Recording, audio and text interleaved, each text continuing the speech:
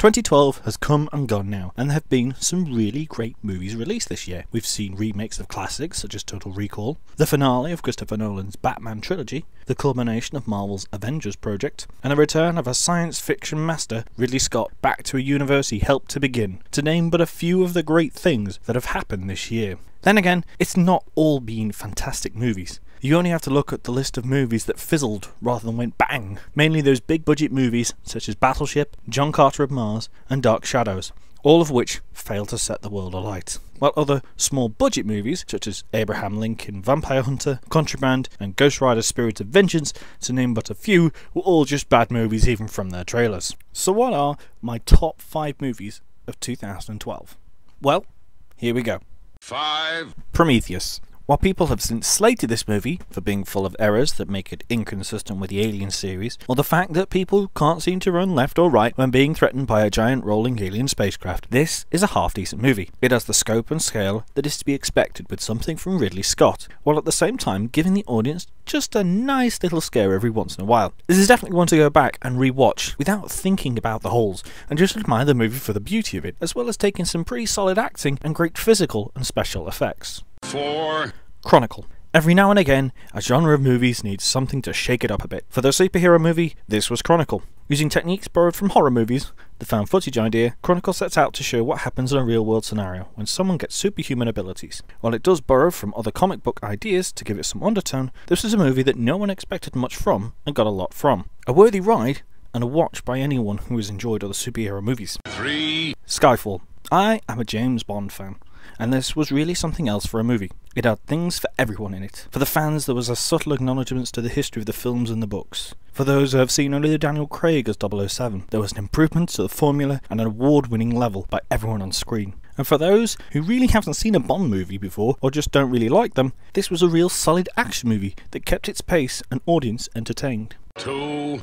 Looper. Like Chronicle, Looper is a movie that is made to change the rules of movie making and shake things up a little. We saw this back in 1999, with the then Wachowski brothers taking the world by storm with The Matrix and changing the rules for 21st century science fiction movies. Looper is the next generation's Matrix, as director and writer Rian Johnson takes over-bloated concepts such as time travel and recreates them in a simple to understand and easy to digest format, with people we actually recognise on screen. Perhaps not one for everyone, but still a very worthy watch, in addition to the collection of any film fan. Now, before we get to the number 1 slot, I want to go through some other categories of movies. The Lead Balloon Award, or The Biggest Letdown. The Dark Knight Rises. If there ever was a movie that had become to believe its own hype, it was this one. Nolan had been heralded a genius, and rightly so, but the audio problems that plagued this movie, as well as the plot issues, could not warrant this movie improving on its previous iteration. It's a good popcorn flick, but just don't be expecting the completeness of The Dark Knight. The Rob Snyder Award, or This Shouldn't Be Funny Award. The Expendables 2. After sitting through the first Expendables, you'd think Sly Stallone would have had enough punishment for action movies, but he ramps it up with a sequel to this surprisingly enjoyable, if a little on the brain-dead side, movie. The sequel pretty much becomes an internet-written movie, such as Bruce Willis and Arnold Schwarzenegger trading catchphrases all while driving a smart car, or Chuck Norris coming to save the day, or the good old, if we don't have an explosion within every 5 minutes, the audience may realise we don't have a plot scenario. It's certainly not going to win many awards, but heck, it's an enjoyable movie. The Is That It Award, or Best Book Series to Movie Award. Tied. The Hunger Games and The Hobbit. 2012 saw a number of books being adapted into movies, most of which were one-shots, and so can be addressed on their own. However, 2 series, or in the case of The Hobbit, 1 made their first part debuts this year. Both are really enjoyable movies and come across really well, but they didn't make my top 5, mainly because they're only one part of the story, and as such, it is better to wait until they're all released to truly judge how they have been adapted. Finally, now I am ready to reveal my top movie of 2012. Drumroll please. I said, drumroll. 1. Avengers Assemble.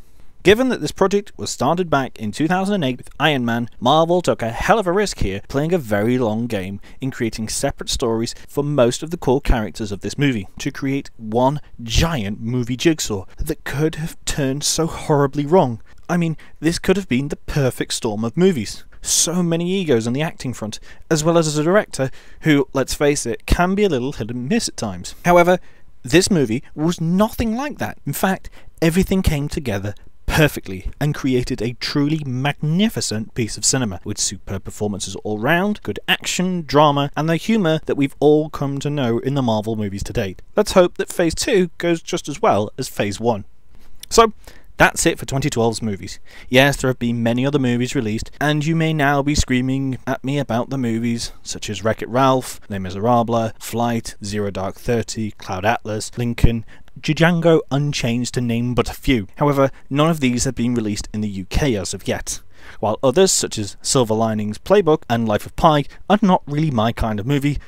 Thanks for watching. Remember, if you agree or disagree, let me know in the comments below or over Twitter at Dr Dogbert, who are more than happy to debate away.